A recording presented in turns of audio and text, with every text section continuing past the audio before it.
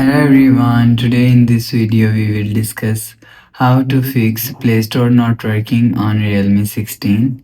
Let's start the video. If you want to fix this problem, so go to App Library. Here click on Settings app. Now in Setting, scroll down and click on Apps. After click on Apps, click on App Management. Scroll down and search Play Store app from here. After click on Play Store app, click on storage usage.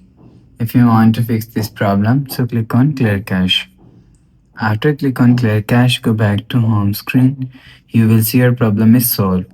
But if it not solved, so check your internet connection. Internet connection is work properly. After check internet connection, go back to home screen. You will see your problem is solved.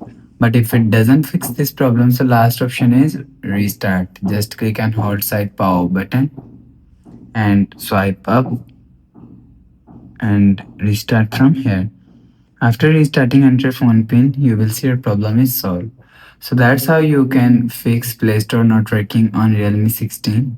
If you like the video, please subscribe. Thanks for watching.